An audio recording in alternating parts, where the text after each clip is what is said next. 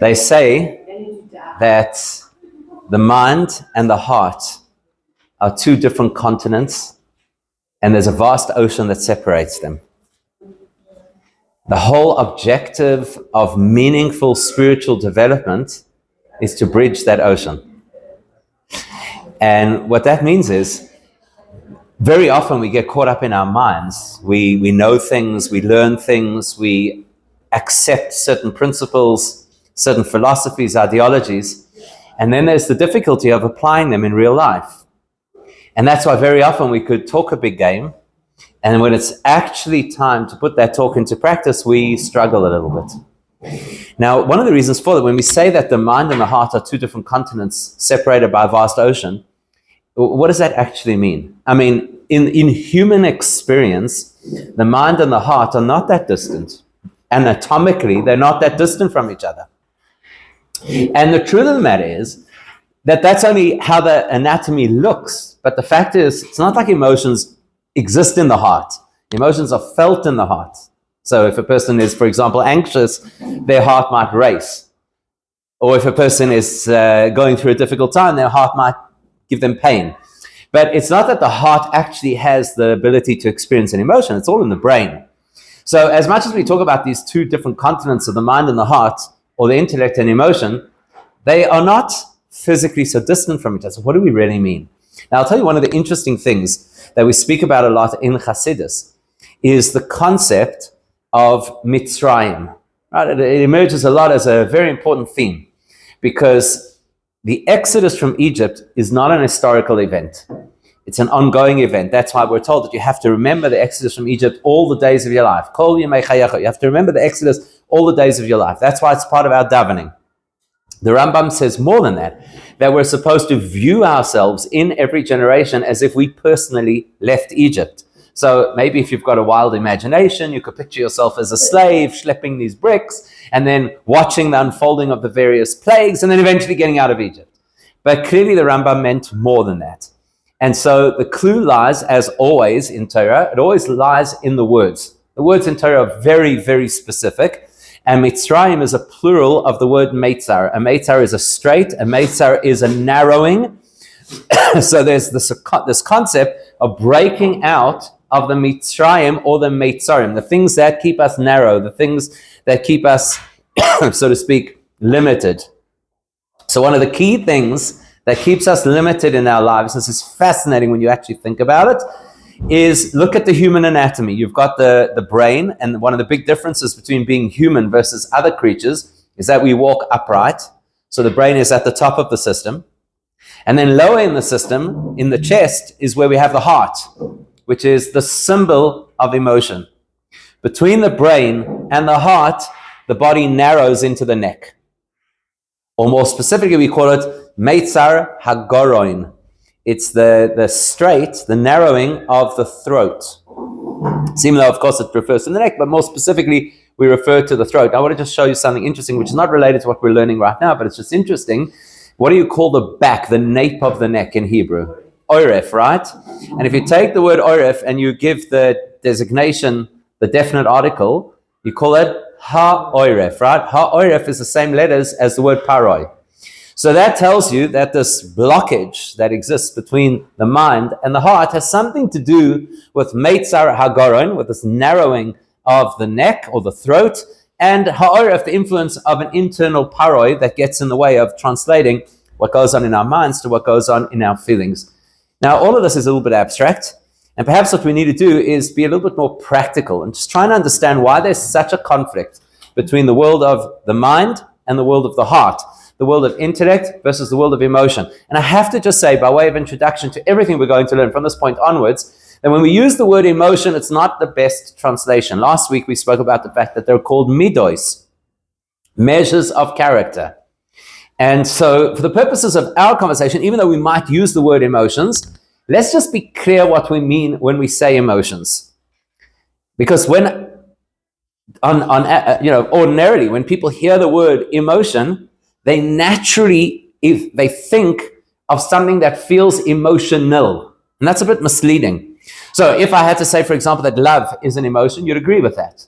And if I had to say that fear is an emotion, you'd agree with that too, because in our experience, those feel like emotions.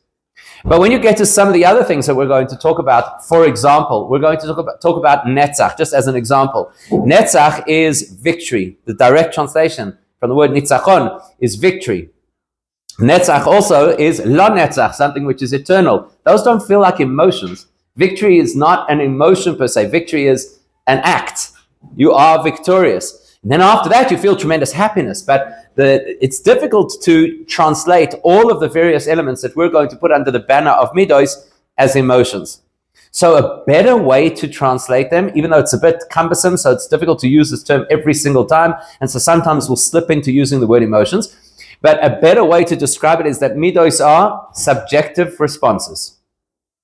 So intellect is objective analysis, and midos are subjective responses.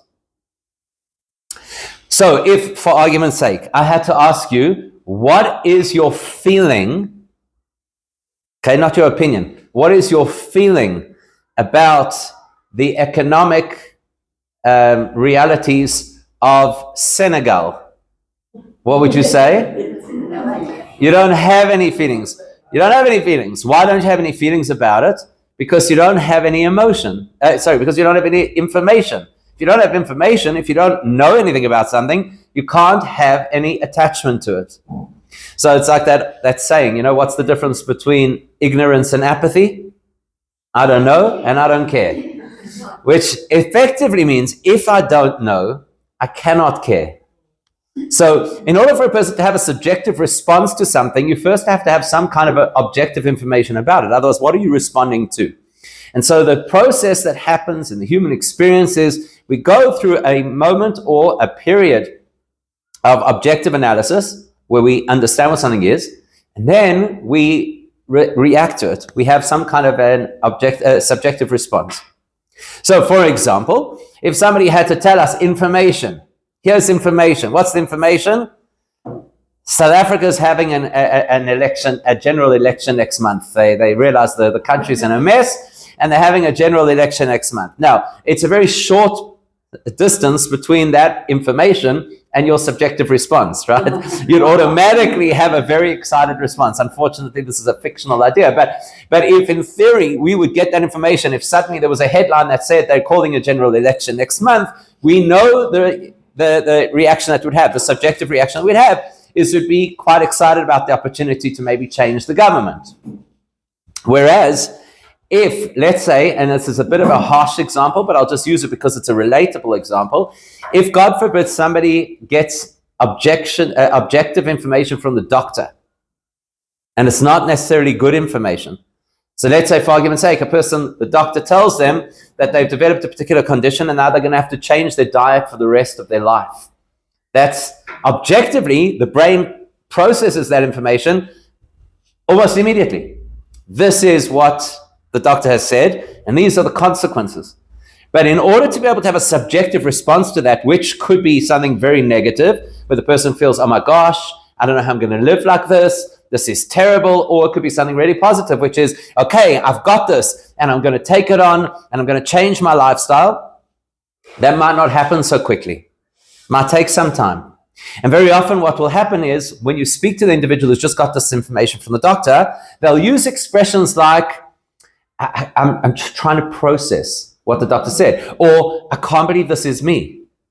In other words, there's this disembodiment of the idea. It's there in the abstract, in the ether, in the theory. But in order to be able to actually relate to it personally, something has to shift. I've got to go from this intellectual process into this subjective response, and that doesn't happen automatically and sometimes doesn't happen easily at all. So we've got to understand that when we talk about the intellect and the emotion or subjective response being two continents with a vast ocean that separates them, this is not a matter of distance per se, it's a matter of having completely opposite functions. The function of intellect is to seek the objective truth of something. The function of emotion is to see where I fit in that picture. So the one is looking at what is, and the other one is looking at where I am. They're very different processes. Now, that plays out in a number of different ways. For example, let's say that somebody is in the middle of studying something or researching something. Now, it could be really irritating, and I don't know if this happens to you, but it can be really irritating that you're trying to research something, and while you're trying to research it, somebody is trying to get your opinion on it. And very often this happens with parents and children. So the parents are trying to work out, for example, I'll use a very, very simple example, nothing too profound. So it's Sunday morning. Parent is now trying to work out, what should we do today? This is an intellectual process. You've got to gather information. You've got to do some research. What are the opportunities? What's on today in and around the city? What's the weather like? What else do we have on the agenda? Who's going to appreciate which kind of things? It's quite a lot to process. So the parent is going through this processing, looking online, what kind of things are available, checking the weather, etc. And at the same time, you've got the child saying, what are we going to do today? What are we going to do today? What are we doing today? What are we doing today?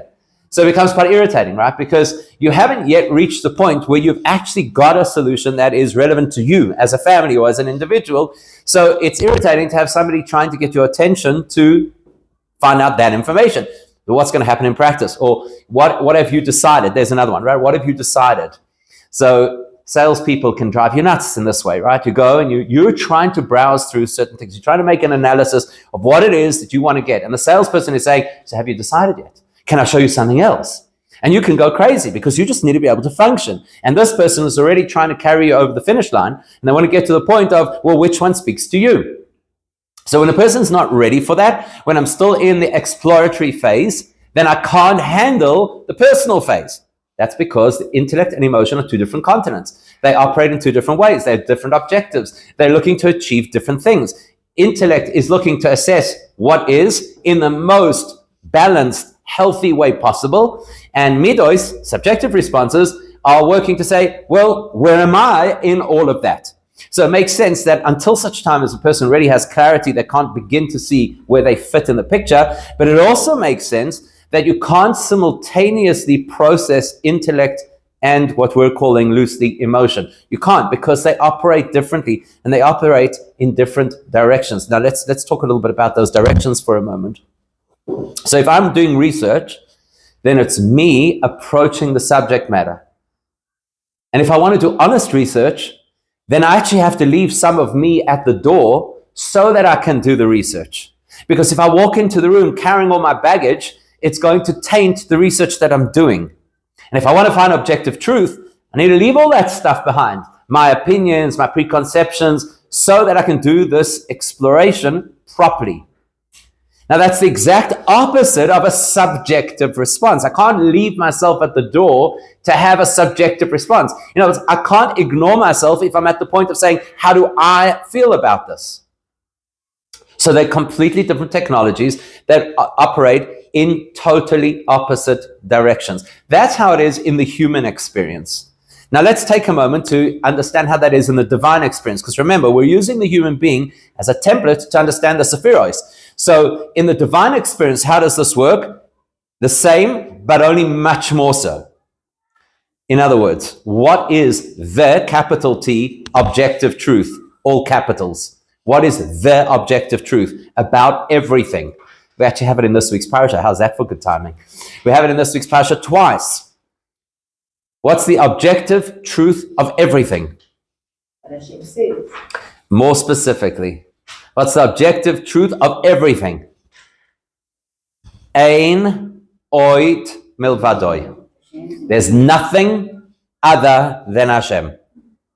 And in our parasha this week, we even have it then repeated again, but the second time it says, Ein oid. There is nothing. We don't even use the word milvadoi, which allows the possibility of saying besides him, as if there might be alternatives. We just say ein oid. There's nothing else. So if I'm talking about the Sephiros, and I'm talking about the intellectual Sephiros, which seek objective truth, what is objective truth? There's nothing else besides Hashem. Now, when you look in the mirror, you may have a different opinion. There's me. I know the Torah says that there's nothing else besides Hashem, but there's me. And even if a person practices a very deep level of humility and submission to Hashem, trust me, you know how you discover that you exist? Stub your toe. And then you'll know that you exist. Right? It's no longer theory, and it's no longer abstraction, and it's no longer philosophy, and nobody that I know, maybe you know somebody else, nobody stubs their toe and screams out, Einoid Movado. Right? If you live in South Africa, the closest you get to Einoid Movado is Eina. Right? That's. So how do we get here? How is there existence? In order for there to be existence, Hashem has to create the possibility of subjectivity. Subjectivity means another opinion, alternate views. Like we learned last week, shining the light through the prism so that now there's a rainbow of colors. They're not all the same. In other words, in our experience, the possibility for objective truth and subjective response is wired into us. It's normal. It's part of who we are. In Hashem's creation, Hashem has to create the possibility of subjectivity. It's not natural. The default state is ein oid. There's nothing outside of Hashem. There's nothing else. So Hashem has to create the possibility of a subjective response, which in plain English means Hashem has to create the possibility of things that believe themselves to be real. I'll say that again. So Hashem has to create the possibility of things that believe themselves to be real, which includes us. We believe ourselves to be real, and we really believe it. In fact, just the other day, somebody sent me a really, really interesting video on YouTube. This guy is obviously a controversial scientist, but essentially he used AI to run a whole lot of different models of how the universe works. It's really fascinating. And essentially, what he got back from his research is quite complex stuff, but essentially what he got back from his research is that the entire universe is virtual reality. This is quite fascinating, right? So, and he uses quantum physics, which already spoke that language many decades ago, because quantum physics is all about the fact that you've got to collapse the wave reality, that things don't exist in reality until they perceive to exist in a certain reality. But he takes us a lot further. It's a fascinating thing beyond the context of what we're talking about today. But I'm just saying, we believe ourselves to be real is something that science is starting to actually talk about. Have you ever seen the movie The Matrix? I have not seen the movie The Matrix. I just want you to know that there are certain things that I'm very proud when people ask me, have you seen? And I could say absolutely not. No, I've not seen the movie The Matrix. And that's basically exactly what he's saying. So people think they're living in this reality. But if you go back, they're not actually in the reality. They are almost programmed to believe that they're living in this world of reality. You should watch this. So that's what I imagine it almost to be. That we are thinking we are living in this reality. Right. Okay, so let's just... So even though I haven't watched the movie, I've heard enough people over the years say you really should watch The Matrix. So I have a sense of what it's about. What we have to know is this: when Hashem does something, he does it properly. So when Hashem makes a virtual reality in which you're supposed to perceive yourself that you exist, then you really perceive yourself that you exist. So it's not even like it's a virtual reality. Hashem makes a reality that is reality without being reality all at the same time, which boggles the human mind, but that's Hashem's greatness, right? Okay, so coming back to our conversation. Now, you're about to make, one of those aha moments where things just fall into place. We're about to have one of those aha moments. In order for Hashem to create us, and when I say us, it includes other beings as well, but let's just talk about us because we relate best to ourselves. And we do have not just a sense of our own identity, but we have an innate belief in the reality of our identity. And nobody has to convince us that we exist, right? Could you imagine we had a class? Imagine, we did a series, how do you know you exist? I don't believe it's going to fill the room. How do you know you exist? Whereas if we had to have a class that says maybe you don't exist, that would get a little bit of curiosity, because Hashem has designed us in such a way that not only do we feel that we exist, but we are so absolutely convinced. It is so innate to who we are that not only do we believe that we exist, but we actually believe to a certain extent that we exist of our own accord. In other words, we have to be reminded that we exist because of other factors, like parents. That's why the Torah tells us we have to respect parents, because we have to be reminded that parents brought us into this world. We have to be reminded by the fact there are certain things that humans, especially in the 21st century, don't want to do, like sleep. It's a reminder that we don't exist independently. Something has to refresh us, etc. So Hashem's done such a good job of that. The question is, how? How does Hashem create that? So in the human, remember, we are the model that we use in order to understand how Hashem works. In the human, we've identified that there's intellect and emotion, or subjective responses. Intellect is how you perceive the objective truth, and midos, otherwise known as subjective responses, colloquially referred to as emotions, that is how we personalize things. And we make it about us, what I feel, how I'm going to respond, etc. So in the same way, in order for Hashem to create existence that has that sense of self, what does he use? Midos. How many midos are there in the system? It's a 10 sephiros system. How many of those are called midos? 7. How many days of creation are there? 7.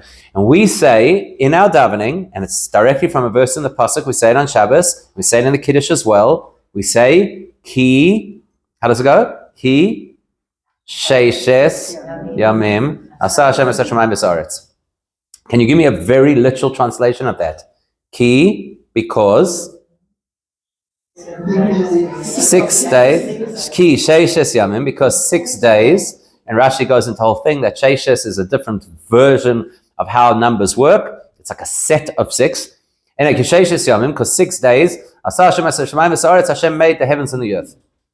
And then, of course, he rested on the 7th, which we'll talk about. But the point is, there's something grammatically odd about the sentence. It should say, Ki be sheishes yamim. That's what it should say. It should say, because in 6 days Hashem created the world. It doesn't say in. It says, Ki sheishes yamim. It says, because 6 days, it's a period of time. But it should say in that period of time. It doesn't say in that period of time. It says, Ki, because a period of time. Now let's read it again. Also ambiguous. Because now that we're missing that prefix, you could actually read it as this. Because 6 days made Hashem the earth, and the heaven and the earth. It's weird. It's weird language. And so in Jewish mystical teachings, Kabbalah and Hasidus, we say the reason that the B is missing over there is because we need to know Yomim doesn't just mean days. Of course it means days in the literal sense, but it means more than days as well. A yom, a day, is an implication of clarity, light, revelation.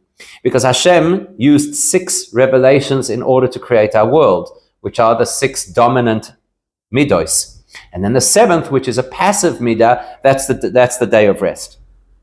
So why is it that Hashem created the world out of midos and not out of intellect? Because you can't create an independent reality if you're looking at objective truth. The objective truth is there's only Hashem. So in the world of moichin, in the world of intellect, there is no space for a world. If we're absolutely honest, we don't deserve to exist. Only Hashem deserves to exist. So Hashem has to first create something called midos, which allows subjectivity, which allow your perception that is not necessarily true. It's your perspective. And then once he's created that, he can create beings who believe themselves to exist, who believe themselves to be something that should be taken seriously, as we all do. So, for example, you could sit here and you could learn the most amazing things, Einoid Malvadoi, and you could read it in the parish of the Shabbos, that there's nothing else besides Hashem, but it's absolutely guaranteed that when you're sitting in your car and the person in front of you doesn't drive, when the light turns green, you are not thinking, Einoid Malvadoi.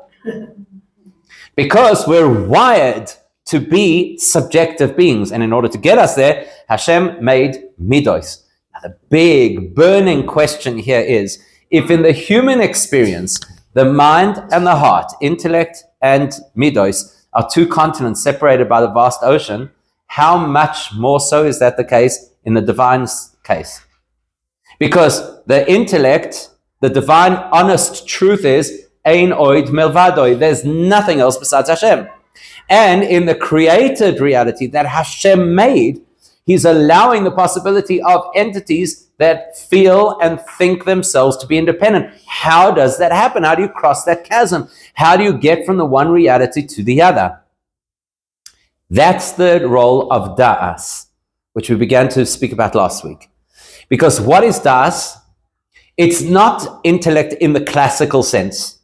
Intellect in the classical sense is academic. And academic is completely seeking objectivity. That's why, for example, they say, what is the most exciting thing to hear in a science laboratory? Everybody thinks it's eureka, right? Say, what is the most exciting thing to hear in a science laboratory? That's strange. Because if I'm looking for objective truth, then I want to find something I didn't expect, I didn't anticipate, I didn't predict, because that's obviously where the truth lies. So science is the search for truth. And that's why whenever a scientist or a pseudoscientist wants to suggest a theory and then prove the theory and won't back down from the theory, even if they can't prove the theory, that's not science. Real science is moichin, it's intellect. And intellect pursues what is rather than what I'd like it to be. Right? That's what they say is the difference between a mathematician and an accountant, right? A mathematician, you ask them, you give them a whole mathematical equation and they give you an answer. An accountant, you give them your books and they say, well, what would you like to show the receiver of revenue, right? It's not the same. That's not science. So real intellect is completely objective. Da'as does not fit into the classic sense of real intellect because it's not completely objective. What is da'as? Da'as is a bridge, and that's why the first time that we get the word da'as in the Torah is, that's not the first time. Eitz hada'as. See, we do this all the time. It's like, especially in this country, you'll excuse me saying, we're very much into contracting everything. You know, so a person's name is whatever, we chop it in half. You know, we're all at one syllable basis. We're on a one syllable basis. You know, person name whatever, it's Tan, Gan, Shman, whatever, right? So we do the same kind of thing over here. So the full name is Eitz Hada'as Toiv Vera, and we all call it the Eitz Hada'as. Now it's accurate. There are Torah books that refer to it as the Eitz Hada'as, but at the same time, if we really want to know what it is, you've got to look at the full name. So let's look at the full name. Eitz Hada'as Toiv Vera. It is the tree of knowledge of good and evil. And it's very different when you just call it the tree of knowledge. That makes it sound like it's the wellspring of knowledge. And if you ate the fruit of this tree, you would become wise. And the Torah even says that when you eat from this tree, you will be like God and you will know good and evil. Even there, it says clearly that it's about knowing good and evil, not this great fountain of wisdom that if you plugged it in, it was going to be like the Neuralink, and now you would have all the information that exists. Why is it called Eitz Hada'as Toiv Vera, the tree of knowledge of good and evil? Why? So let's remind ourselves, what was it like to live in Gan Eden back then? In other words, if somebody would approach you today and say, we found it. We found Gan Eden. It's somewhere in the, between the Tigris and Euphrates and whatever it is. We found Gan Eden. Would you like to move in? We have a few units available. Would you move in? So who's in? Of course, everybody's going to want to go live in Gan Eden. It was such an idyllic place. It was beautiful. You could eat every tree produced fruit, and the bark itself was edible, and there were no predators, and there was no violence, and there was awareness of Hashem. What a great place to live, right? What was the only threat in Gan Eden? The what? Was the only threat Bechira? Was the only threat choice? Was that the only threat? Maybe. But that's a threat internally, right? What's the threat in the garden? The snake. The snake. Now, why do you think Hashem decided in the Torah to describe temptation as a snake? Let's be honest. Does temptation ever look like a snake? No. You know what that's like? It's like when somebody gets taken by a con man, they always say, but they didn't look like a crook. I don't know, what did you think they were going to do? Come with those black things over their eyes and the black and white striped pajamas and say to you, please invest in my thing. No, When does temptation ever look like a snake? Temptation is always glossy and exciting, and it smells nice, right? Chocolate is temptation, exactly. Just imagine for 1 second. Imagine a person who's been kosher for 3 years, right? They've just started to become observant, and now they're kosher for 3 years, and they walk past their favorite restaurant that they always used to go and whatever. And now because they become frum, there's, instead of lobsters in the thing, there's snakes in the thing. I mean, personally, to me, lobster, snakes, all look the same. But I'm just saying, can you imagine? Can you imagine? Imagine if every time there was something that we were not supposed to do, it would look like a snake. We'd all be tzaddikim. Why did Hashem decide that the snake has to be the symbol of temptation in Gan Eden? Why? Okay, fine. So you could say, why a snake, which clearly is a dangerous creature? Because everything looked enticing, and therefore... What's the difference? They wouldn't know what looks good and what doesn't look good. Okay, so you're saying it was there for balance. It was there for balance. What do they know? Flip that story. So who... Correct, they didn't have insight, right? So who gets them to actually do what's wrong? The snake. How does that work? The snake, for heaven's sake, according to the Gemara, they were in Gan Eden for all of 6 hours before this all happened. There's always got to be a baddie. But why? Why a baddie? Let me ask you this. Today in your life, please don't take this personally, but in your life, if you do something that you're not supposed to do, was it because a snake came to your door? It's inside, right? It's inside. At that point, evil was clear because it was external, so you could look at it objectively. You could object. What you choose, that's your choice. People can always make bad choices. I was listening the other day to an interview. It was fascinating to me. The guys they were talking about the halachas of vaping. Right? So they interviewed a guy who was a smoker for many, many, many years, and then he quit. He was one of the people who was interviewed. So he said something which is absolutely fascinating. It like really blew my mind. He said, when they put on the packaging of the cigarette box, smoking kills, for a person who's a smoker, that generates anxiety, which then makes them smoke. Can you imagine such a thing? So in other words, you see the sign with skull and crossbones, the whole thing over there, and what does it do? It generates temptation. So the fact that a person could choose, even when it's clear that the choice is unhealthy, that's the human condition. That's called bechira. But at this point in time, in Gan Eden, there is an external force of temptation and evil. It's not an internal force. That's what I think I was trying to say. Because I think I go to the Ramban's parish on Mauritius on a Sunday morning, and I was having this conversation with somebody, and they brought the Ramban. And I think that the fundamental difference here is that he didn't have an understanding, a das of the Kirachofshis. So his intention here was to become, I don't know if this is, I'm just trying to work this out on my own, sorry, is that his intention wasn't to bring the nachash internal. He didn't conceptualize the fact that like this internal acceptance of the nachash or the yetzer hara, whatever you want to call it, was going to dissuade him or bring him further. His intention was that bringing this inside him would bring him closer to Hashem. Good. Now with the bechira inside him, he would be able to make a choice to have Dveikus Hashem. Great. That he did. Great. So, was he right or wrong? I'm not going to be the one to say that. But the point is that Eitz Hadas Tovara, which you rightly said is the description, is the only thing that they didn't have. It's the only thing that, and if you look at so it would be a little bit more specific. What about it did they not have? And in 6 hours they hadn't had everything, that's for sure. So what do you mean that's the thing they didn't have? The opportunity to have everything except this tree, except Right. the entity that is this tree. And please excuse me, I do not think that I have the monopoly on the truth here. I'm just trying to understand it. And I'm obviously very lit up by today's topic. But what I'm saying is that this is the human condition. Is that, so when you say is it right or wrong, it was almost the first time that this opportunity was introduced to what we all experience. Okay, so just unpack that. Which opportunity? The opportunity for bechira. So to listen to the snake was or was not a choice?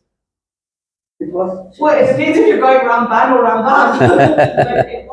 But it was essentially a choice that they weren't aware of. Okay. So what does it mean they weren't aware of? I think if I excuse my ignorance, and it is ignorance, but it's saying that they weren't aware of the consequence, because with choice comes consequence. Okay. So there was a consequence that they were told explicitly. And if you want to go into the fact that Adam and Chava were created at the same time, so they were both, they both had a fear in the mitzvahs and the averos or whatever, is that they did have an understanding that there was a consequence. So I'm going to err on the side that they did understand that there was a choice. Okay, so here's the thing. No, this is very good. This is very good. So here's the thing that's relevant to our conversation, which is really, really important. You see, there's something else about the whole story that should be a glaring question for us, and we haven't touched on it. And that is, surely it should be called the Eitz Hada'as Toiv Oi Ra. Surely. Surely it should be the tree of knowledge of good or evil. If it's all about choice, it's all about having that clarity to be able to make a choice, then surely it's that now you have this awareness of good and evil, and therefore the ability to make true choices, and it's part of your makeup, and you can face the consequences, etc. But it should say oi. Why does it say v? So the Gemara says that the reality of our world is ein toiv beloy ra, ve'in ra beloy toiv. That we do not live in a black and white world. Things would be a whole lot easier if we did, but we don't. And there are lots of gray areas. So ein toiv beloy ra, there's nothing in the world that is positive that has no tinge of negative in it. Ve'in ra beloy toiv, and there's nothing bad in the world that doesn't have a tinge of positive in it. This is what changes when they eat from the tree of knowledge. The experience of not being able to distinguish easily between good and bad becomes part of the human experience. Up until that time, good and bad was pretty clear. You could still make choice. You could always make a choice. But good and bad are clear. So you know if you're making a bad choice. What changes over here is that the experience of knowing what is right and what is wrong is not so simple.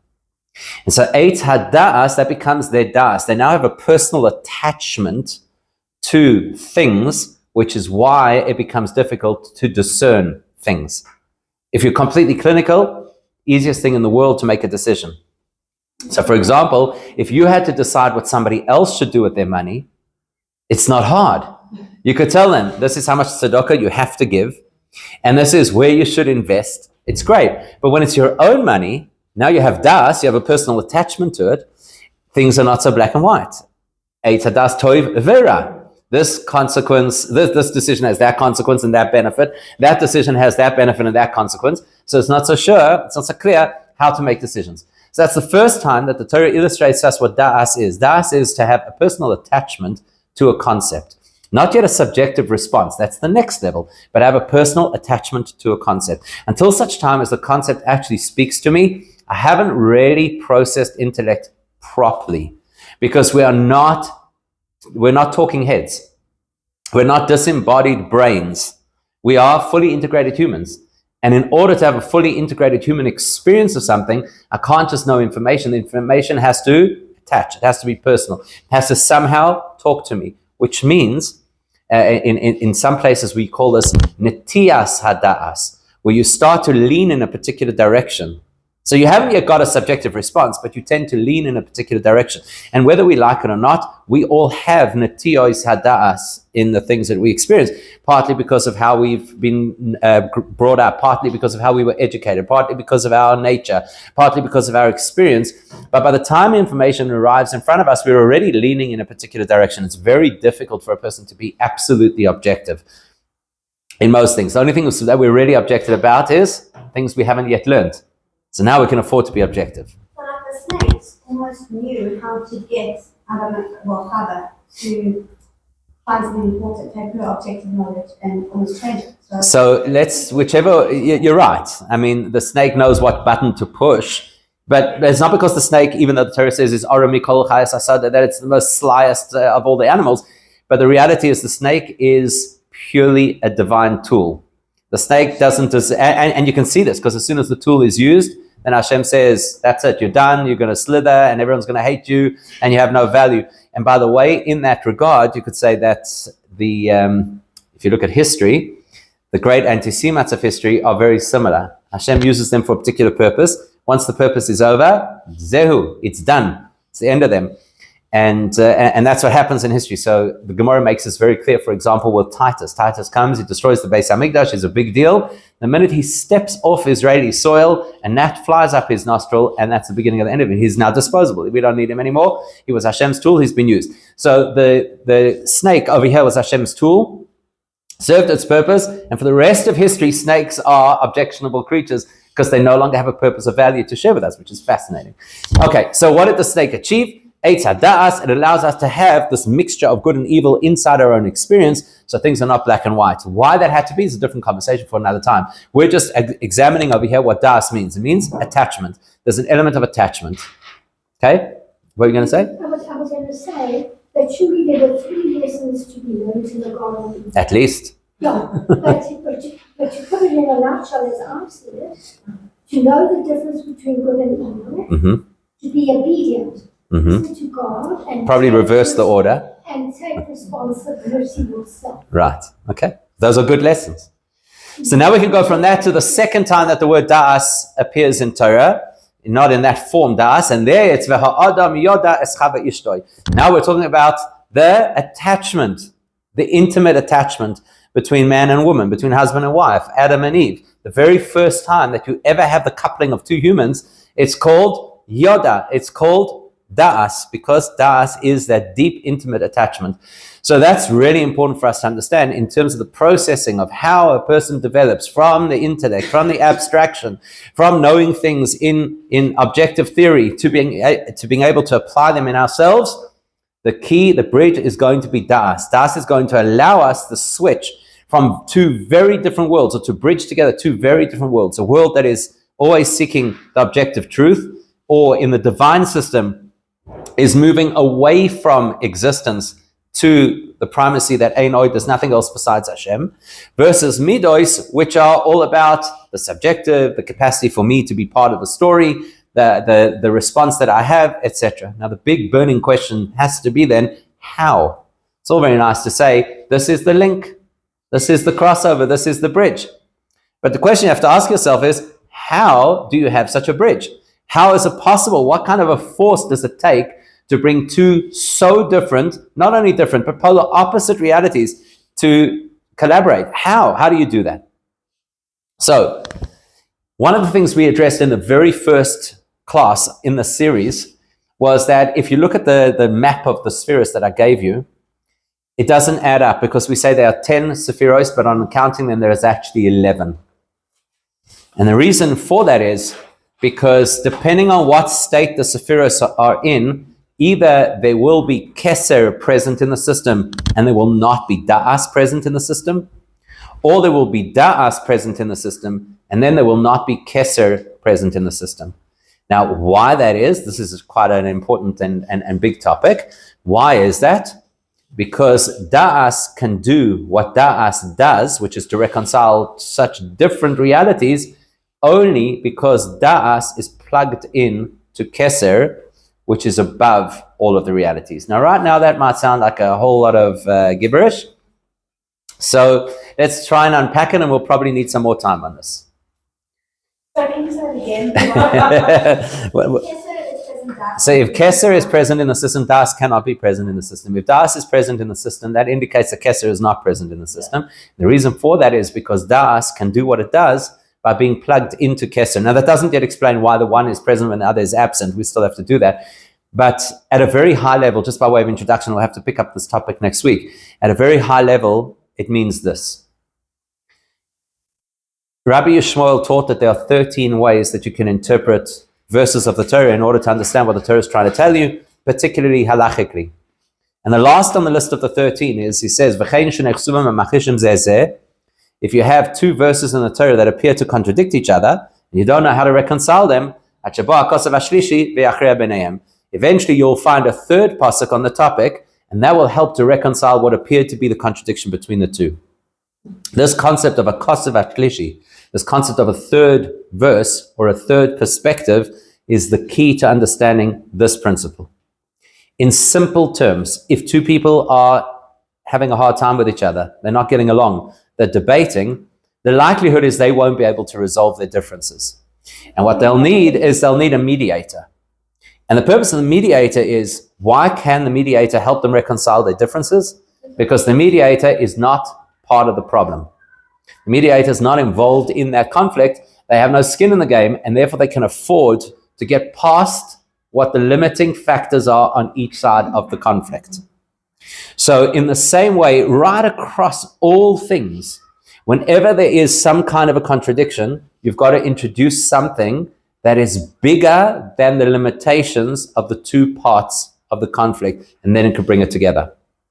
So in simple terms, you could have two kids in the playground who are having a fight, and the principal walks into the playground, and it's the end of the fight. That nobody has to do anything, nobody has to say anything, because the principal has so much authority that just being in the presence of the principal is enough to dissolve their little differences, which are obviously completely irrelevant in the principal's life.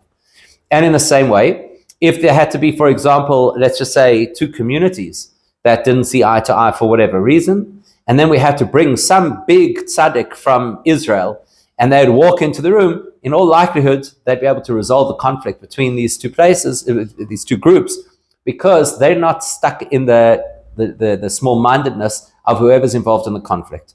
In a similar vein, the difference that exists between moichin and midos, between intellect and subjective responses, is a massive difference if you're inside that system. But when you look from the perspective of Keser, that is so much beyond the system, those differences are irrelevant, and therefore there's a possibility for reconciliation. So that's the first step to understanding how Da'as can be this bridge, but obviously we need to unpack it a little bit better, which, please God, we'll do next week.